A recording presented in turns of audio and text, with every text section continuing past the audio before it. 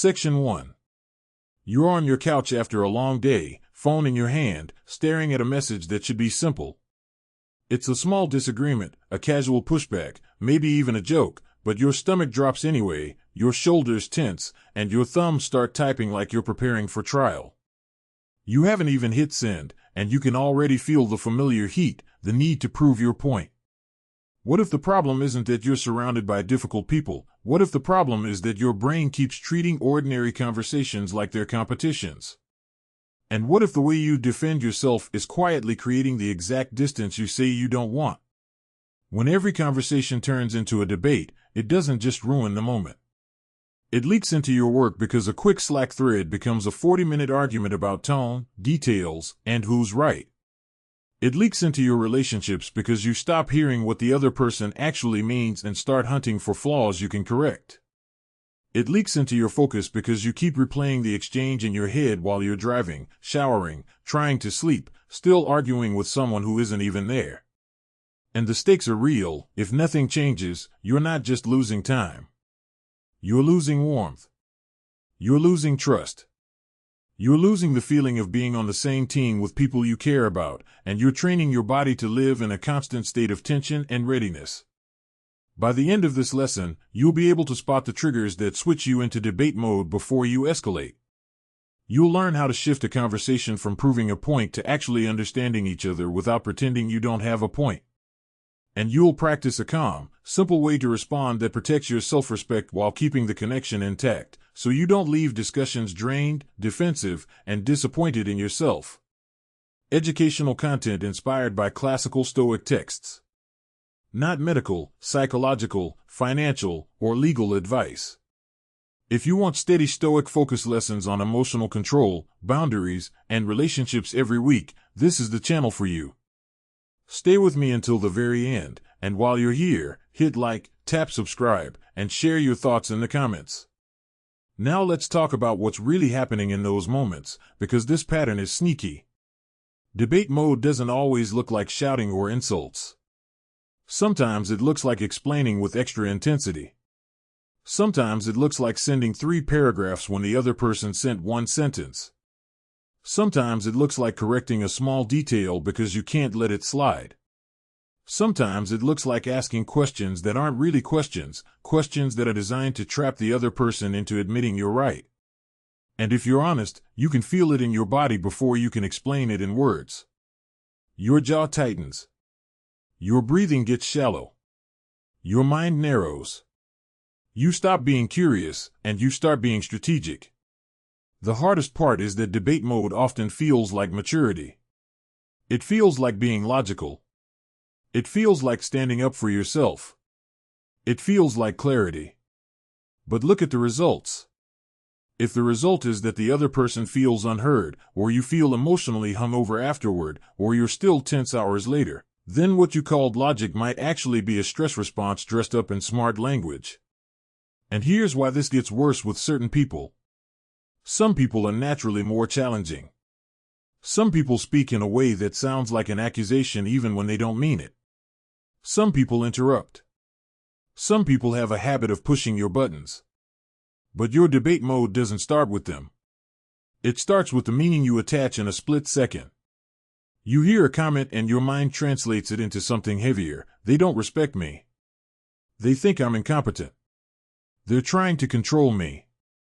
They're dismissing what matters to me.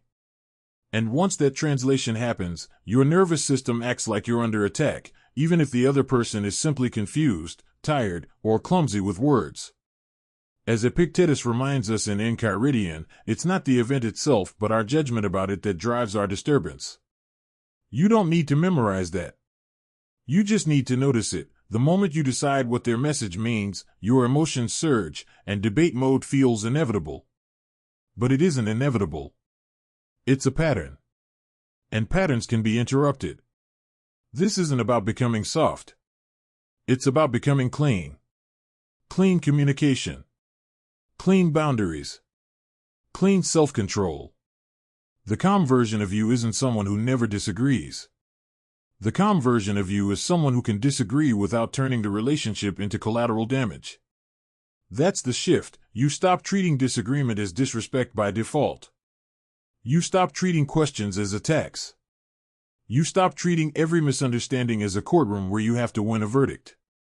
Because if you're always trying to win, you create a strange kind of loneliness. Even when people stay in your life, they stop bringing you their full selves. They start filtering. They start avoiding topics. They start saying, never mind, or it's fine, when it isn't fine. Or they push back harder, and then you're in the same exhausting loop. Defensiveness meets defensiveness, and nobody feels safe. Let's make this practical. Think of the last conversation that turned into a debate. Not the biggest one. The normal one. The everyday one. The one where you still tell yourself you were just explaining. What was the trigger? Was it a tone that felt dismissive? Was it a phrase like "you always," or "that's not what happened"? Was it someone misunderstanding your intention? Was it a request that felt unfair? In that first second, what did you assume about them? What story did your mind tell you? You don't have to judge yourself for it. You just have to see it. Because seeing it is the beginning of choice. Here's the roadmap for where we're going. First, you're going to learn how to catch the earliest physical and mental signs that debate mode just switched on, so you stop getting surprised by your own reactions. Next, you'll learn why being right can feel urgent even when it costs you connection, and how to loosen that grip without becoming passive. Then, you'll get one simple sentence you can use to slow things down and change the tone in real time, even with someone who usually pulls you into a fight. After that, you'll practice creating a small response window so you can respond with intention instead of firing back on impulse. Finally, you'll bring these together under real pressure so you can feel what it's like to keep your calm and still keep your point. And I want to leave an open loop here that you'll recognize later. In a bit, we're going to walk through a Friday night moment, tired, stressed, emotions already high, where one person says something that would normally kick off a whole debate. You're going to feel the old reaction rise, and you're going to watch how a pause and one line changes the entire ending of the night, not by magic, but by control. Section 2. The first thing to change is this: stop treating the surge of urgency as a command to speak. Debate mode usually doesn't start with your words, it starts with your body. You feel that jolt, tight chest, faster heartbeat, heat in your face, and your mind decides, instantly, that you need to respond right now or you'll lose something. Respect. Control. The upper hand. And if you never change this, you'll keep turning small moments into big ones, not because the topic is serious, but because the timing is. You'll keep paying for it with wasted hours, strained relationships, and that familiar drained feeling when you finally put your phone down and realize you've been arguing for half your evening. This works because urgency is a sensation, not a verdict. When you feel challenged, your nervous system reacts like you're under threat, even if the person is just disagreeing or misunderstanding you. Your brain starts scanning for danger and preparing a defense. That's why your replies get longer, sharper, more detailed, and more intense. The problem is that a fast defensive response rarely creates understanding. It creates friction. It signals, "I'm not safe with you," even if you don't mean it. When you build in a small delay, you give your thinking mind time to come back online. You're not becoming passive, you're becoming deliberate. This is how a calmer, more focused version of you responds instead of reacting. You refuse to let a spike of emotion choose your tone, your timing, and your outcome. Here's the exact line you're going to use. It's short on purpose, because at the moment you won't have access to a complicated framework. Say this to yourself: "I don't need to answer this right now." That's it. Not "I don't care." Not "I'll never respond." Just, "I don't need to answer this right now." The goal is to break the spell that says immediate response equals strength. Now let's put it in a real North American scene that actually matches your life. It's Tuesday afternoon. You're in the middle of work, juggling tasks, and your Slack pings. A coworker writes, "Why did you change the plan?" This is going to throw off the timeline. Their message might not be rude, but it lands like an accusation. The old version of you reacts instantly. You start typing with speed and heat. You explain everything. You attach receipts. You bring in 3 other points to prove you were right. You send it, then keep watching Slack to see if they reply, and your focus is gone for the next hour. Even if you win, you've lost the day. Run it again with the new response. You read the message, and you notice the surge. Before your fingers move, you lean back and silently say, "I don't need to answer this right now." You do not argue with the feeling. You just name it as urgency. Then you wait 10 minutes. Not 10 hours. 10 minutes. When you come back, your reply is different. It's shorter. It's cleaner. It doesn't try to win. It tries to clarify. You write something like, "I hear you. Can you tell me which part you think shifts the timeline? I changed it to handle X, but I want to make sure we're aligned." Suddenly the conversation isn't a courtroom. It's a problem-solving exchange. And you didn't give up your point, you just stopped delivering it like a weapon. This is especially powerful in personal relationships, because debate mode often hides behind the words, "I'm just being honest." Picture a partner texting you, "You always get defensive when I bring things up." If you answer immediately, you'll likely do the exact thing they're describing. You'll fire back, "No, I don't. You always say that. You're the one who," and now you're in the loop. But if you pause and repeat the line, "I don't need to answer this right now," you give yourself the chance to respond from the part of you that actually wants connection. After 10 minutes, your response might sound like, "I don't want this to turn into a fight. Tell me what you noticed, and I'll listen." That doesn't mean you accept a false accusation. It means you choose the order, first calm, then clarity, then your point, if needed. The tiny action for today is measurable and simple. Set a 10-minute reply window for emotionally loaded messages. Just for the next 24 hours, make it a rule that if a message spikes your stress, even a little, you wait 10 minutes before responding. If you want to be even more concrete, put your phone face down and start a timer. Or if you're on your computer, close the chat window and stand up for a moment. The goal is to physically interrupt the reflex. And there's a second part that makes this action work even better. During the 10 minutes, you don't rehearse your argument. Because if you spend those 10 minutes collecting evidence and crafting the perfect rebuttal, you're still in debate mode, just quieter. Instead, you use the time to let the nervous system settle so your response can be clean. That's where the slow practice comes in. Right now, take 3 slow breaths with me. In, hold, and out. Again, in, hold, and out. One more time, in, hold, and out. As you do that, imagine a recent message that triggered you. You know the one, where your fingers wanted to type immediately. Picture yourself pausing. Picture the 10-minute gap. And notice the difference in your body when you don't obey the rush. Now say the microscript out loud, once, "I don't need to answer this right now." Say it again, slower, like you're training your body to believe it, "I don't need to answer this right now." That sentence is not for the other person. It's for you. It's the gate you close before debate mode runs out onto the street. What's sneaky is that urgency often disguises itself as responsibility. You tell yourself you're being efficient. You tell yourself you're preventing a misunderstanding. You tell yourself you're standing up for yourself. But look at the pattern. How often does the fast reply create more misunderstanding?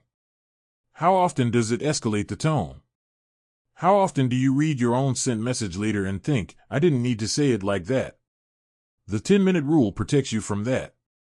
It gives you the chance to say the same truth with less damage. You might worry that delaying makes you look weak. In real life, calm timing often reads as strength. It signals emotional stability.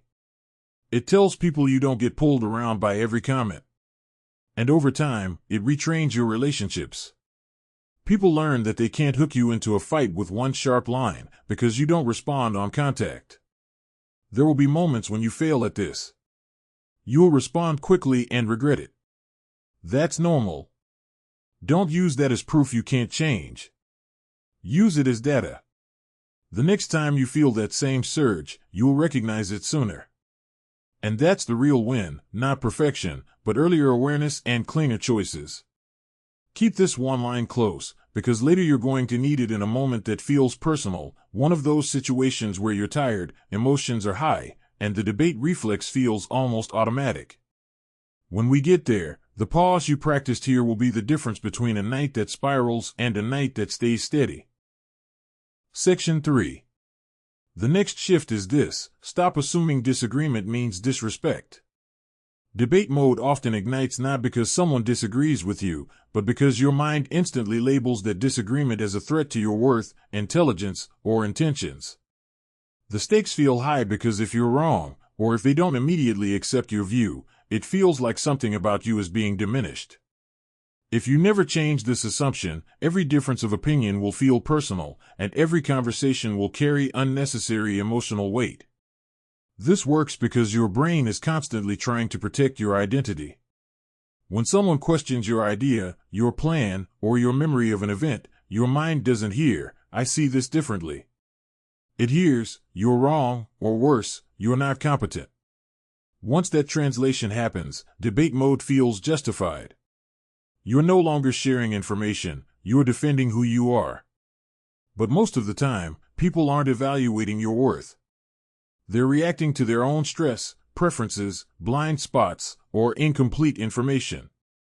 When you separate disagreement from disrespect, you remove a huge amount of emotional charge from the interaction. This is how a steadier version of you stays open instead of armored. Here's the exact line you'll use when that assumption starts to form. You can say it silently to yourself or out loud if it fits the moment. This isn't an attack, it's a difference.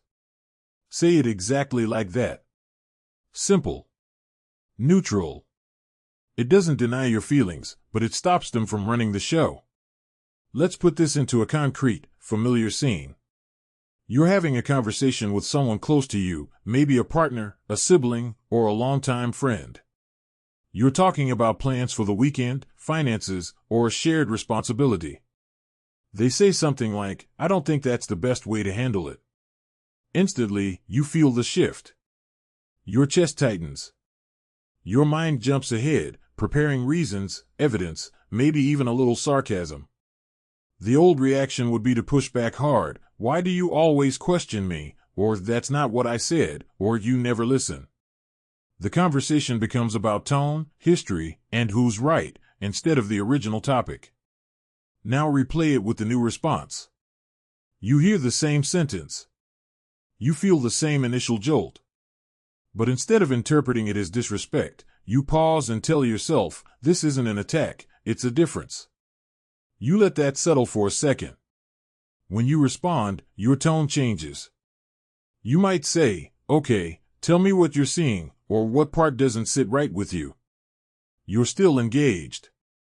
You're not agreeing automatically. But you're no longer defending your identity. The temperature drops. The other person feels less resistance and more room to explain themselves. And even if you end up disagreeing, you've kept the conversation human. This matters at work too, especially in environments where feedback is constant and often poorly delivered. Imagine a manager or coworker saying, "I'm not sure this approach will work." If you hear that as a judgment of your competence, you'll either argue aggressively or shut down completely. But if you hear it as a difference, one perspective among many, you can stay curious. You might ask, "What concerns you most about it?" or "What would you change?" That keeps you in collaboration instead of conflict. And it protects your energy, because you're not carrying around the emotional residue of feeling attacked all day. The tiny action for today is specific. The next time someone disagrees with you, don't respond immediately with your position. First, restate their perspective in one neutral sentence. Something like, "So you're worried this might cause problems later," or "It sounds like you see another option here." This isn't agreeing. It's confirming understanding. Do it once, then decide how you want to respond. That one step alone often prevents debate mode from activating. Now let's slow this down with a brief practice. Think of a recent disagreement that stuck with you longer than it needed to. Bring it to mind, not the details, just the feeling. Notice where it sits in your body. Maybe it's a tightness in your chest or a heaviness in your stomach. Take a slow breath in, hold, and let it out. As you exhale, repeat quietly, "This isn't an attack, it's a difference." Do that again with one more breath. You're training your nervous system to separate challenge from danger. What's important to understand is that assuming disrespect is often a habit, not a fact. It's shaped by past experiences, old arguments, and moments when you really were dismissed. But carrying that assumption into every conversation forces you to fight battles that aren't actually happening. It keeps you on edge. And it teaches people around you that disagreement with you is risky, which ironically reduces honest communication over time. There's also a subtle power shift here. When you stop personalizing disagreement, you gain leverage. You're harder to provoke. You're less predictable. You don't rise to every challenge, and that steadiness often earns more respect than winning arguments ever did. People feel safer bringing things to you, even difficult things, because they don't expect to be met with immediate defensiveness. You might notice resistance to this idea. A voice in your head might say, "But sometimes it is disrespectful." And that's true. This isn't about pretending all behavior is benign. It's about not defaulting to the worst interpretation. When you start from neutrality, you're better positioned to recognize genuine disrespect when it actually shows up, and to respond to it cleanly, without unnecessary escalation. Before we move on, say the microscript once more, either silently or out loud. "This isn't an attack, it's a difference." Let it feel a little awkward. That's normal. New responses always do at first. Over time, that sentence becomes a hinge. It's the moment where you choose curiosity over combat. Hold on to this, because in the next part we're going to add a way to express your perspective without triggering defensiveness in the other person. When you combine that skill with this shift, separating disagreement from disrespect, you start changing the entire tone of your conversations, even with people who used to pull you into debates without trying. Section 4. Here's the next move: stop leading with your conclusion. Debate mode escalates when you open a response by telling someone what you think before you show that you understand what they're saying. The stakes feel high because when you jump straight to your point, the other person often feels dismissed or overruled, even if that's not your intention. If you never change this, conversations will keep turning into back and forths where both of you talk past each other, each trying harder to be heard while feeling less understood. This works because people don't calm down when they hear logic first, they calm down when they feel seen. When someone feels unheard, their nervous system stays activated, and anything you say after that, even if it's reasonable, lands as pressure. When you briefly acknowledge their perspective before sharing yours, you lower defensiveness on both sides. You're not agreeing. You're signaling safety. This is how a more grounded version of you keeps conversations open instead of turning them into contests. You change the order, not the truth. Here's the exact line you'll use to do this. Memorize it as written: "I might be missing something, but here's how I see it." That's the sentence. It sounds simple, almost too simple, but it does something powerful. It tells the other person you're not claiming absolute authority, and it tells your own ego to soften its grip just enough to speak calmly. Let's put this into a real, everyday scenario. You're talking with your partner about money. Maybe it's rent, shared expenses, or a purchase you want to make. They say, "I don't think this is a good idea right now." The old reaction is fast and familiar. You jump in with reasons. You explain why it makes sense, why the timing is fine, why they're overreacting. Your tone tightens, even if your words are polite. The conversation turns into a debate about who's being more responsible, and by the end, neither of you feels close. Now replay it using the new approach. You feel the same urge to jump in. You notice it. Instead, you slow down and say, "I might be missing something, but here's how I see it." Then you explain your reasoning in fewer words than usual. Because you didn't start by overpowering their concern, they're more likely to stay engaged. They might still disagree, but the conversation stays collaborative. You've shifted the dynamic from convince to compare perspectives. This matters even more in emotionally loaded situations. Think about a friend saying, "You didn't show up when I needed you." If you lead with your conclusion, "That's not fair, I was busy," you've already lost the emotional ground.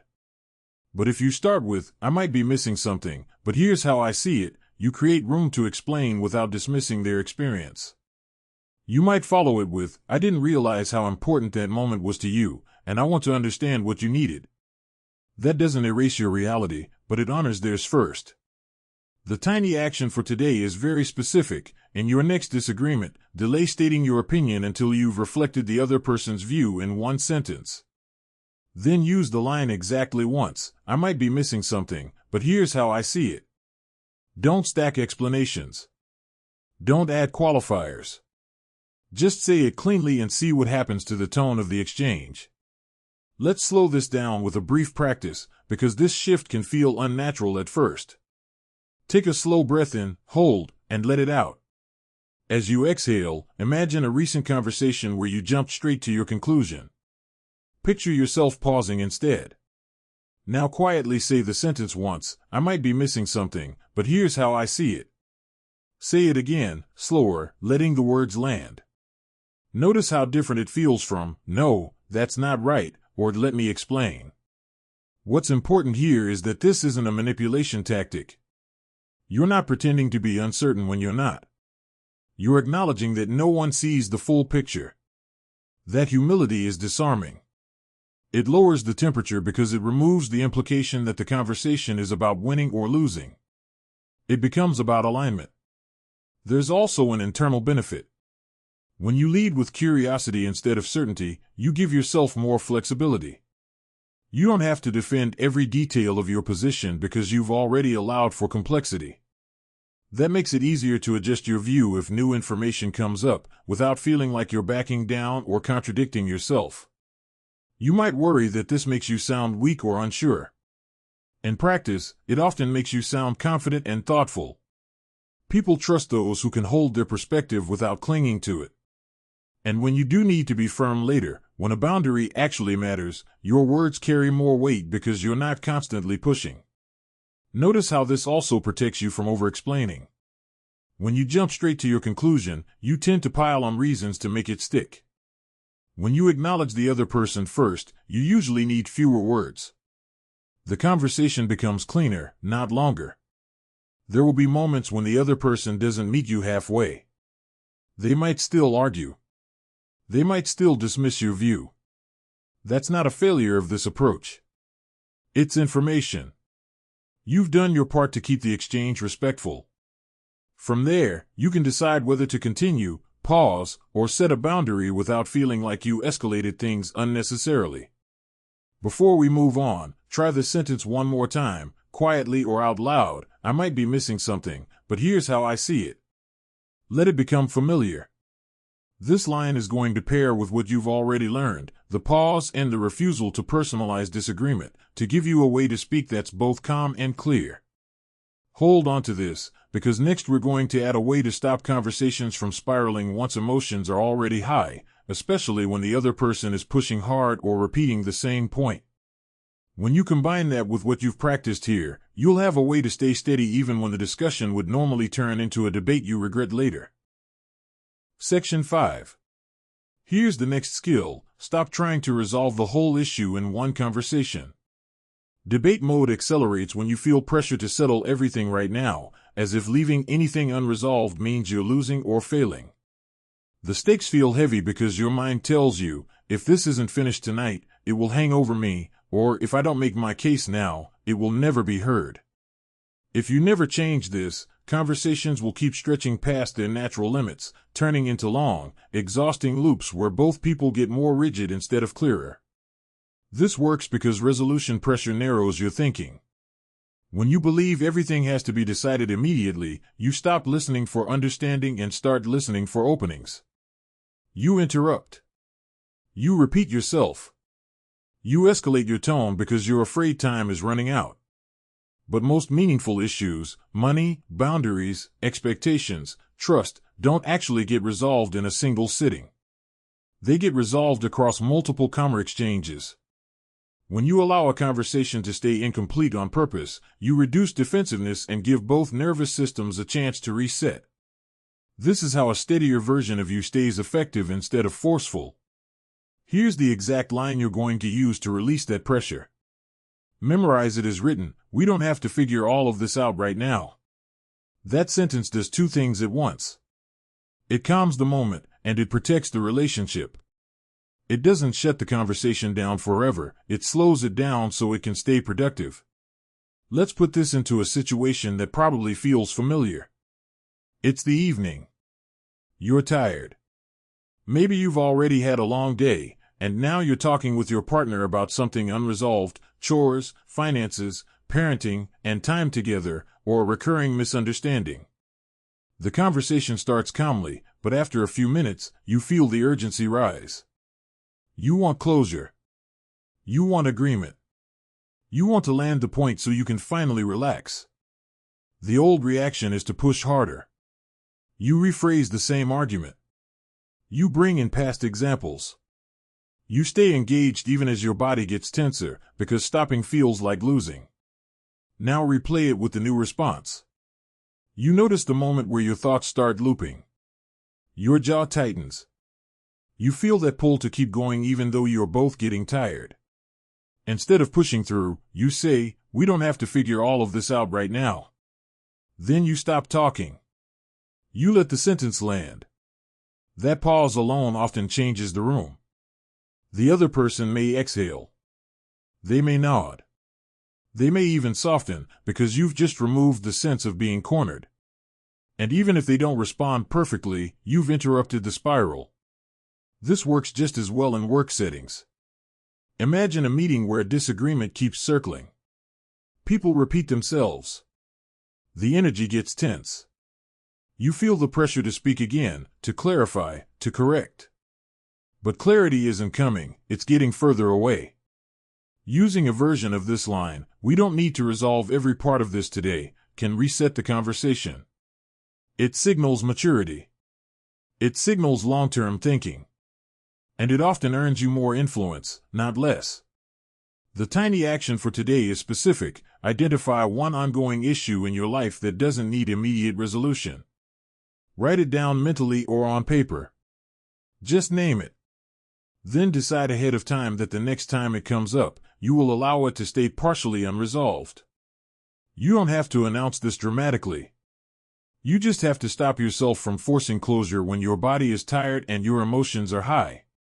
Now let's slow this down with practice, because this skill goes against a strong habit. Take a slow breath in, hold, and let it out.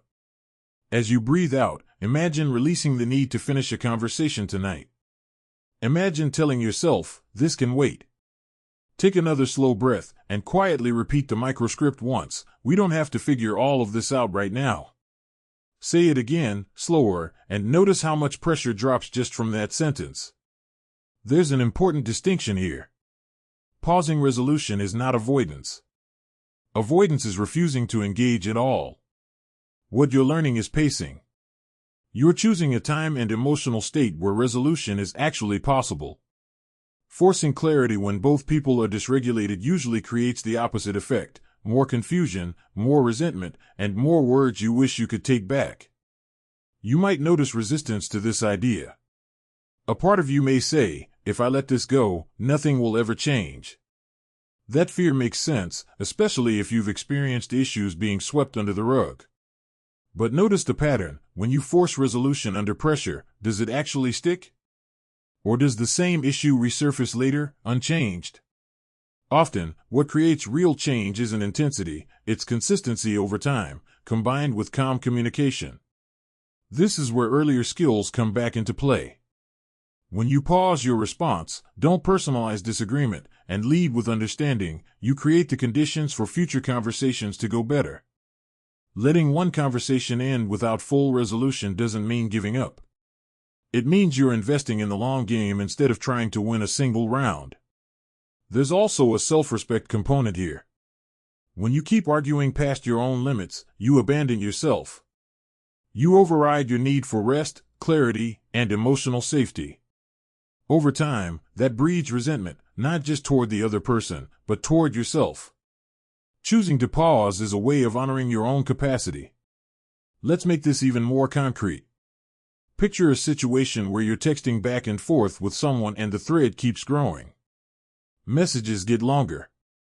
Tone gets sharper. You feel that familiar pull to send one more text to finally explain. That's the moment to use the line. You might text something like, "I think we're both getting tired. We don't have to figure all of this out right now. Let's come back to it tomorrow." That single message can save hours of emotional churn. And if the other person reacts badly, that's information, not a failure. You've still chosen regulation over escalation. Say the microscript once more before we move on. "We don't have to figure all of this out right now." Let it feel like permission. Because it is. This skill pairs powerfully with what you've already learned. First you pause. Then you stop assuming disrespect. Then you lead with understanding. And now, you give conversations room to breathe instead of suffocating them with urgency. In the next part, we're going to look at what to do when the other person keeps pushing, when they repeat themselves, raise their voice, or try to pull you back into debate mode after you've already slowed things down. That's where this approach really gets tested. Section 6. Here's the next adjustment. Stop matching intensity when the other person escalates.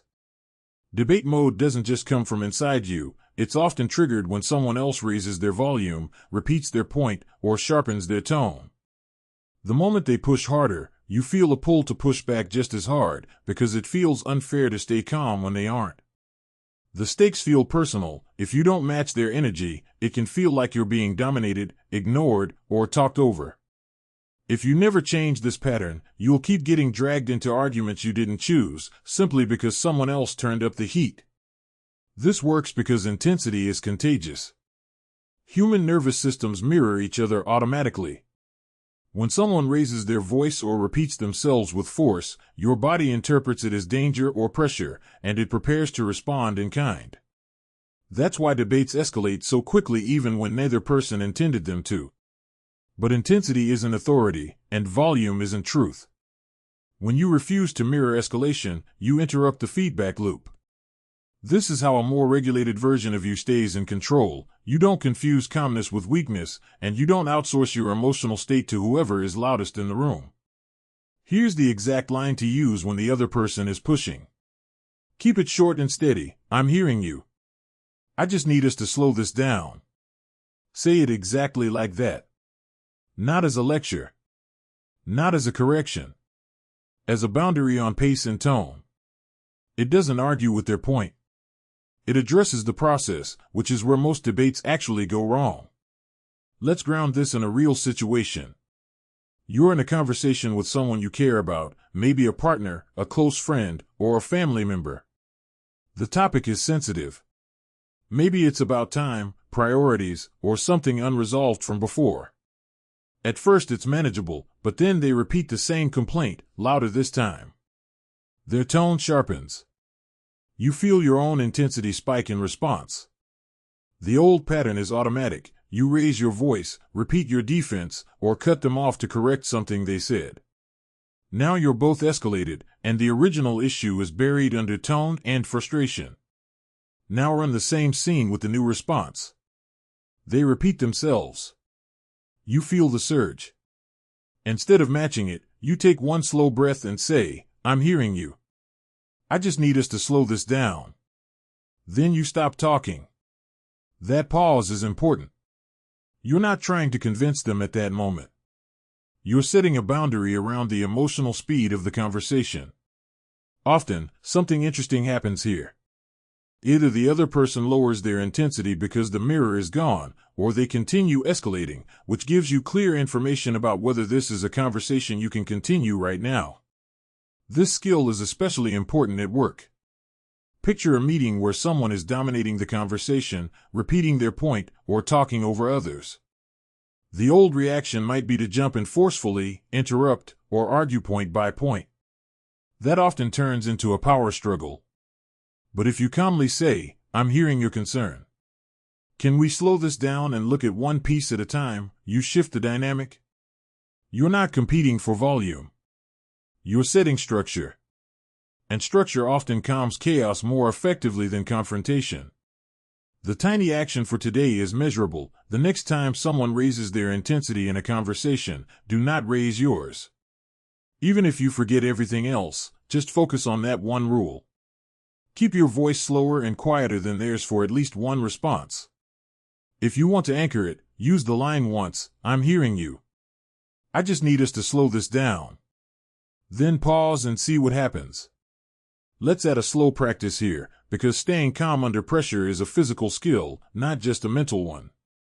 Right now, imagine someone speaking to you with frustration. You don't need details, just the tone. Notice how your body reacts. Maybe your shoulders tense or your breath shortens. Take a slow breath in, hold, and let it out longer than the inhale. Do that again. As you exhale, imagine lowering your volume internally, even if the other person hasn't lowered theirs. You're teaching your body that escalation is optional. What often trips people up here is the belief that calm responses invalidate strong emotions. You might worry that slowing things down means you're dismissing how upset the other person is. But the opposite is usually true. When you stay regulated, you make it safer for emotions to exist without taking over. You're not saying, "Calm down."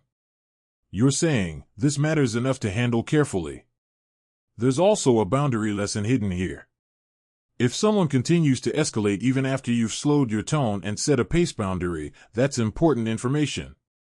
It tells you this may not be a productive moment to continue. And because you didn't escalate first, you can choose to step back without guilt. You might say, "I want to keep talking about this, but not like this. Let's pause and come back later." That's not quitting. That's protecting the conversation from damage. You may notice an internal voice saying, "If I don't push back, they'll think they're right." That's debate mode again, equating calm with surrender.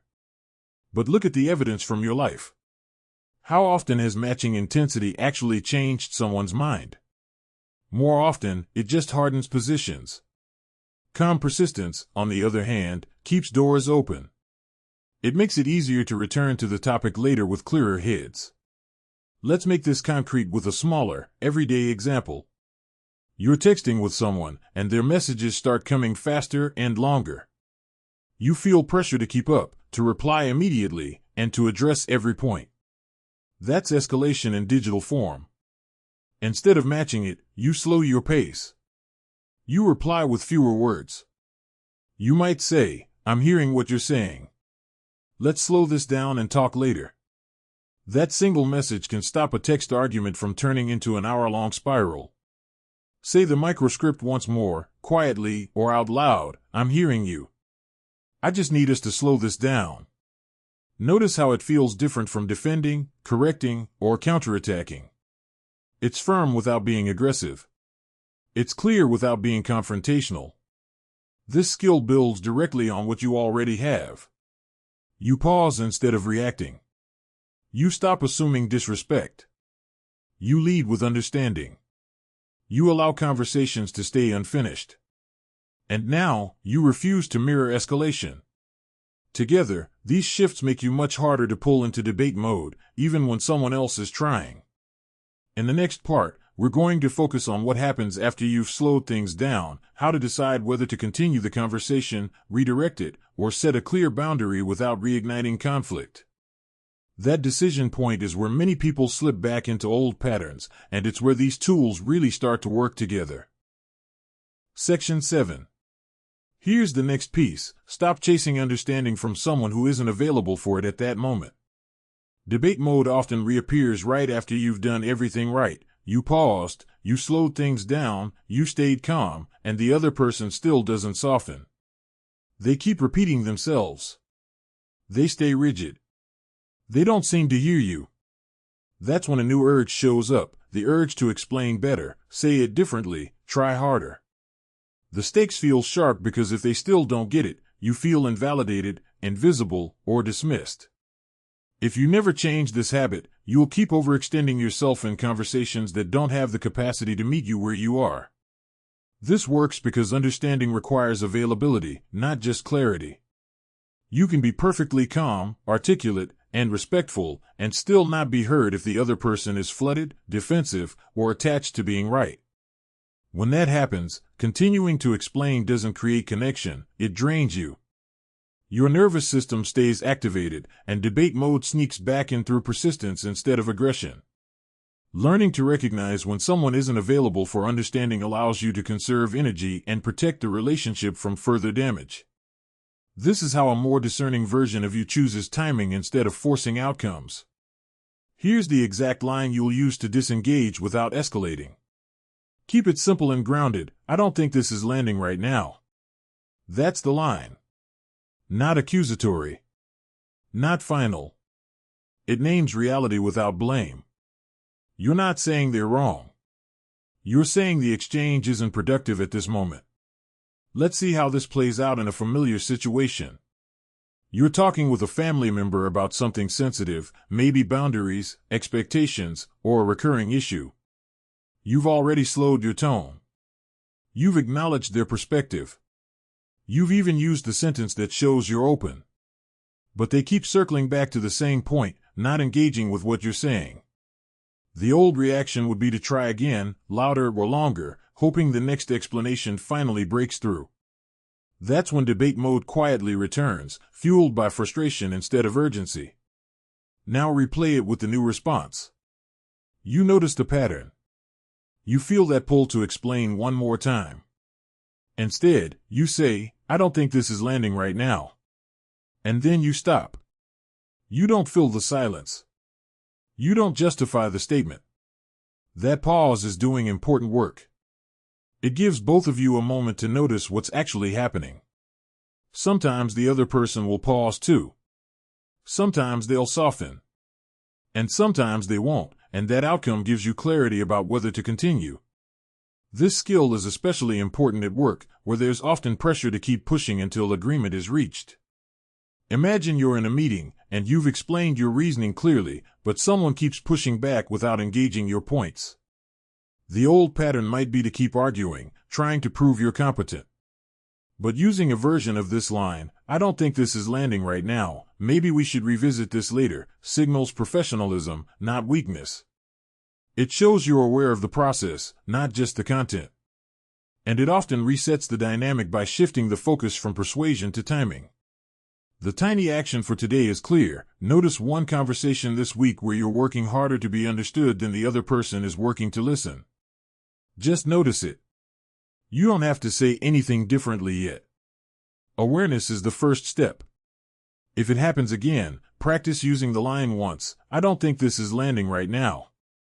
Then pause and see what information the moment gives you. Let's slow this down with a short practice, because disengaging without guilt can feel uncomfortable.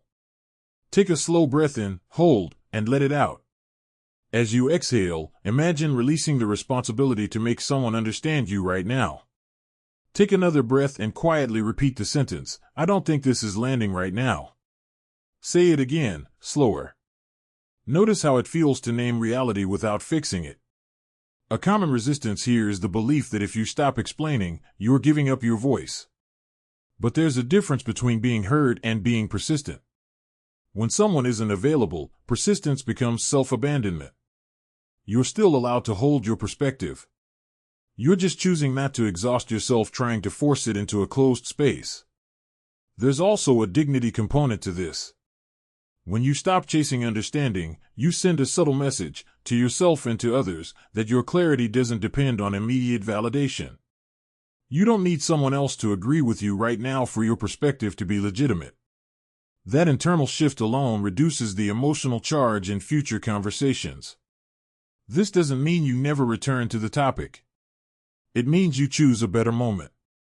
Often, stepping back creates the very space needed for understanding to happen later. The other person has time to reflect. Emotions settle. The conversation becomes possible again, but on healthier terms. Let's make this concrete with a digital example. You're in a text exchange that keeps going in circles. Messages get longer. Tone stays tense.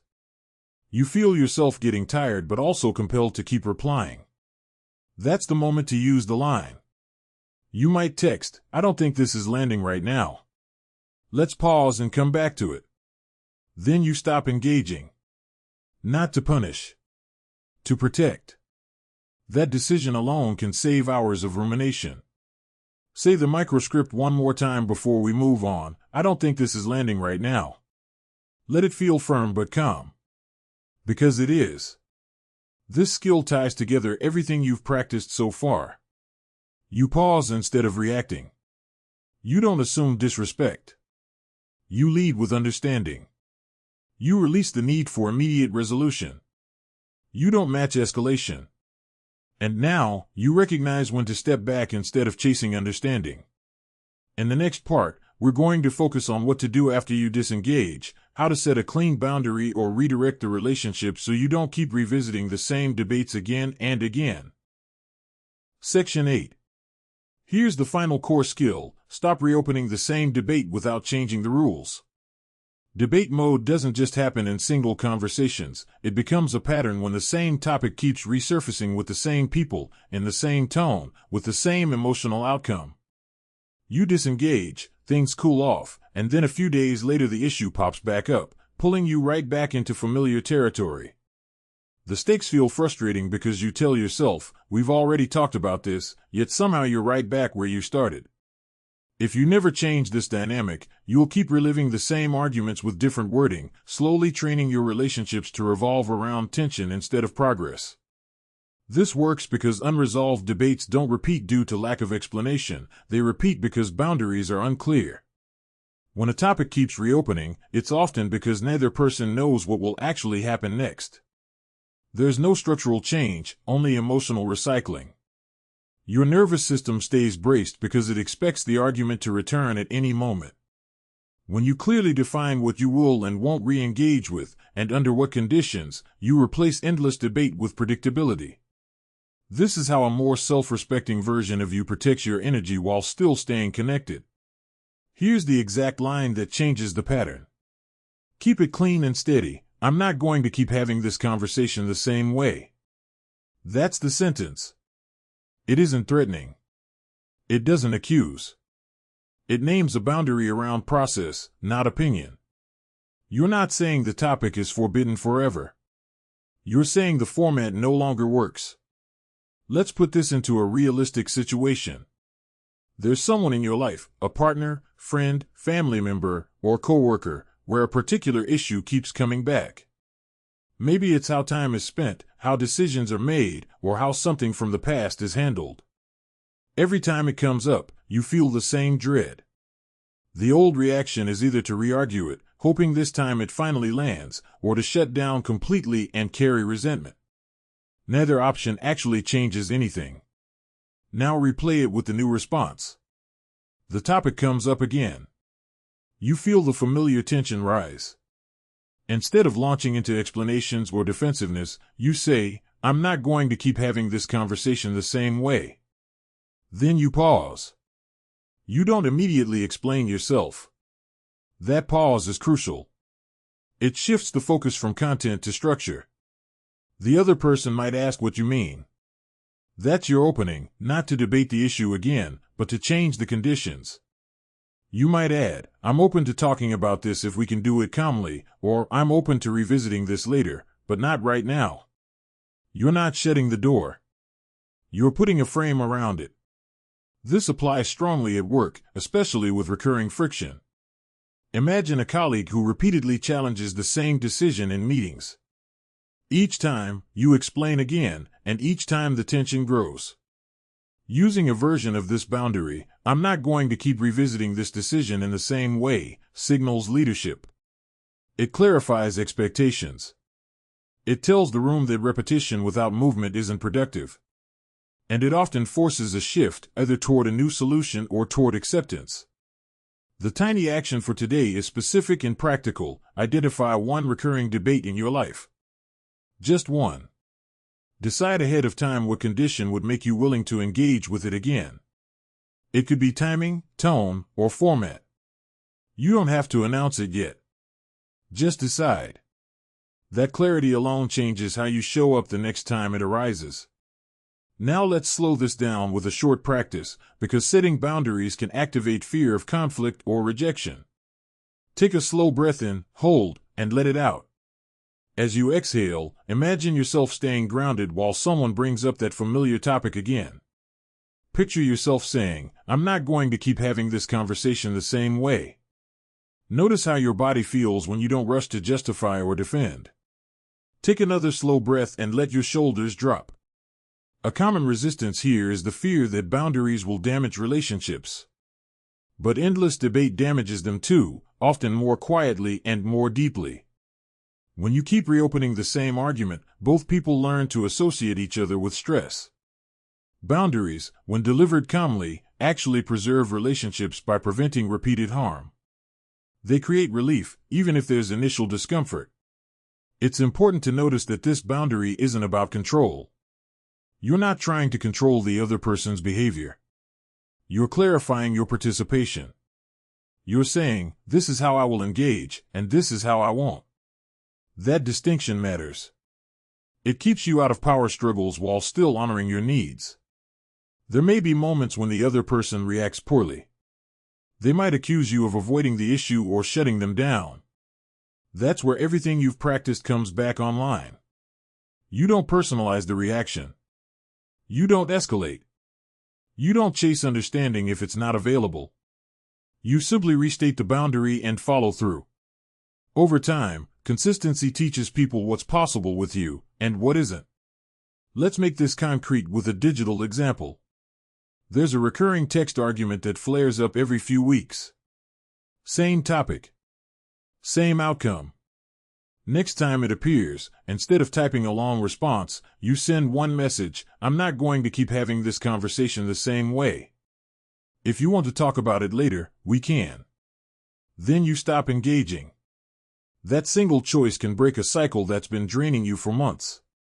Say the microscript once more, quietly or out loud: "I'm not going to keep having this conversation the same way." Let it sound firm but calm. That tone matters more than the words themselves. This is the final piece of the core teaching. You now know how to pause instead of react, how not to personalize disagreement, how to lead with understanding, how to release pressure for immediate resolution, how to avoid matching escalation, how to disengage when understanding isn't available, and now how to stop repeating the same debate without changing anything. In the next part, you're going to see several of these tools working together in a real, emotionally loaded moment, one where the old pattern almost takes over and then doesn't.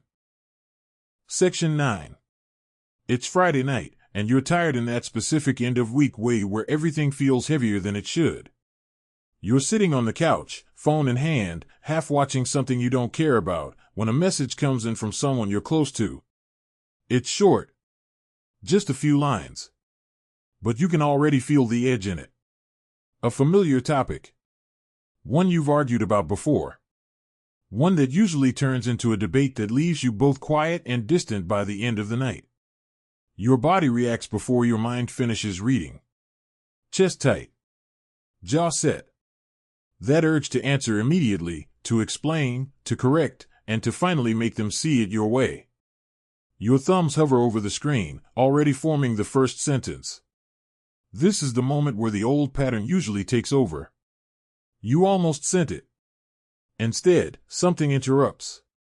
Not perfectly. Not magically. Just enough. You notice the rush and remember the one thing you practiced earlier: you don't need to answer this right now. You set the phone down on the coffee table and lean back. It feels uncomfortable, like you're leaving something unfinished. You take a slow breath in, hold, and let it out a little longer than the inhale. Then another. The heat doesn't disappear, but it drops a notch. After a few minutes, you pick the phone back up. You reread the message more slowly. It still stings, but you notice something you usually miss: it's not an attack. It's frustrating. Maybe clumsy, maybe poorly timed, but not the verdict your mind first turned it into. You remind yourself, quietly, this is a difference, not a threat. That shift alone changes how your next sentence forms. You start typing, then pause again. You feel the pull to launch into your conclusion, to explain everything at once. Instead, you slow the order down. You write, I might be missing something, but here's how I'm seeing it. Even before you finish the thought, your shoulders drop slightly. The words don't sound like a challenge anymore. They sound like an opening. You send the message. A minute passes. 2. When the reply comes, it's still tense, but not sharper. They repeat part of their concern. You feel the familiar urge to counter immediately, point by point. This is where you usually match intensity without noticing. This time, you don't. You take one breath and respond with fewer words than you want to. I'm hearing you. I just need us to slow this down. There's a pause on their end now. Longer than before. You can feel the uncertainty in your own body. A part of you worries you've lost ground, that you should say more. Another part notices something new. The conversation hasn't escalated. It's hovering instead of spiraling. When they reply again, the tone has shifted slightly. Not warm, but less sharp. They're still repeating the issue, though, and you can feel yourself getting tired. This is usually where you dig in, determined to finish it tonight so you can relax. But you recognize the pressure now. The need for immediate resolution. You remember that pushing past this point usually costs you the whole evening. So you choose differently. You type, we don't have to figure all of this out right now. And you stop. You don't add a paragraph. You don't defend the statement. You just let it be there. The response that comes back isn't perfect. They push a little. Ask why you always want to pause. You feel the edge rise again, but you catch it. You notice you're working harder to be understood than they are to listen at this moment. That's information, not an insult. You type one more sentence, I don't think this is landing right now. Let's come back to it when we're both less tired. This is the exact point where the old version of you would have stayed in the conversation out of principle. Stayed to prove something. Stayed until the tension turned into silence. Instead, you put the phone down. Not angrily. Not dramatically. Just intentionally. You sit there for a moment and notice your body. The adrenaline that usually keeps you wired for hours is already fading. You take another slow breath. In, hold, out. You realize you're not replaying the conversation yet. You're just sitting. The evening is still yours. Later that night, there's another message. Shorter. Softer. Not an apology, but not a push either.